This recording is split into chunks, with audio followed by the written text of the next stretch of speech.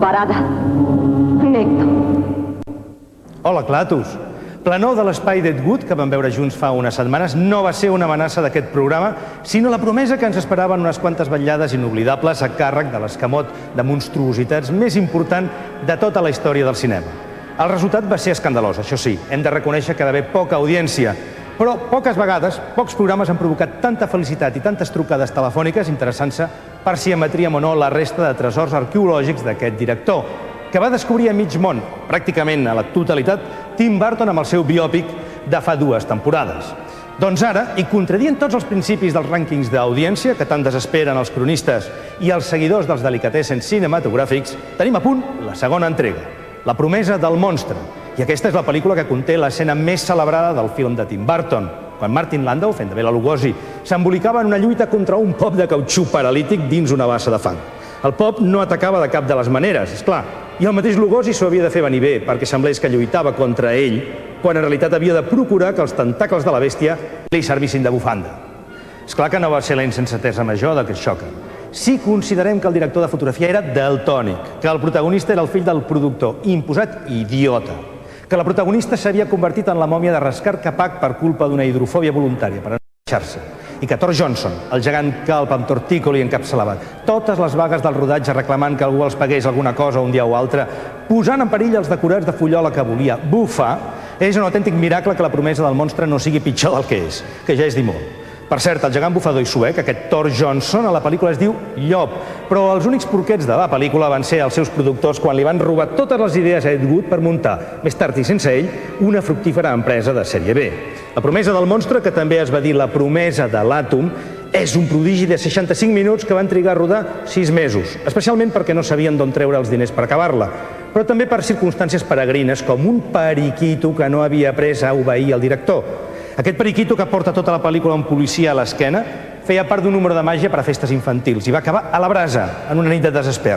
Se'l va cruspir el llop, és a dir, el gegant bulldozer, quan va fracassar el càtering de producció, que és l'empresa que proveeix d'entrepans als equips de rodatge. El que seria molt d'agrair és que avui li feu els honors a Bela Lugosi. Acabava de ser rescatat per Ed Wood d'una degradació absoluta per la seva addicció a les drogues i la depressió de saber-se oblidat per tothom. Va ser la penúltima pel·lícula completa que va rodar i es va comportar com un senyoràs, demostrant una professionalitat sense límits, malgrat ser conscient que treballava per a una fauna d'incompetents o incompetents adorables, si preferiu. Por, el que es diu por, ja no en feia ningú. I el professor Bornoff, que interpreta, només s'identifica per la bata, el laboratori de la senyoreta Pepis on treballa i algunes frases que semblen tretes d'un manual per a aprenents de bruixot en poc temps. Sic transit, Glòria Mundi.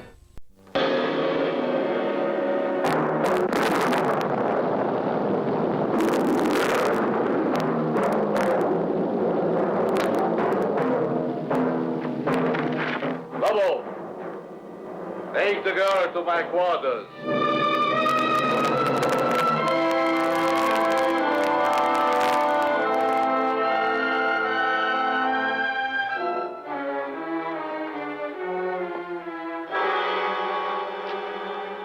Janet's car? Yeah. There's not a trace of it.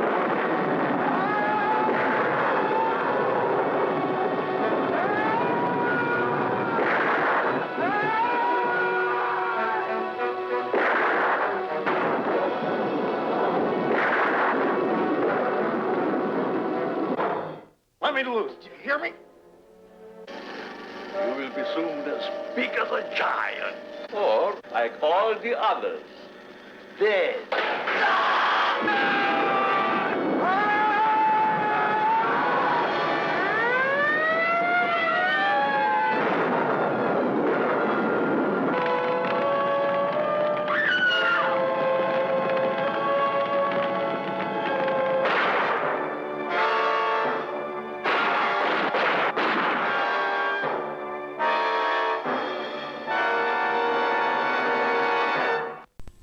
Curta, oi? D'això en diem bufar i fer ampolles. Com heu pogut comprovar, és ràpida, és guillada i és patètica, però sobretot és heroica. A Hollywood també hi ha hagut morts de gana que lluitaven per fer cinema del no-res. Altres herois faran seu el clar tobarà de Nictó de la setmana que ve. Barrejaran Napoleó amb Sean Connery i la guerra de Troia amb alguns supervivents del Titanic i del grup còmic anglès Monty Python. Malgrat que viatgen en el temps, no fan servir un DeLorean, però encara que no intenten trobar el sentit de la vida, sí que ens oferiran el de la història.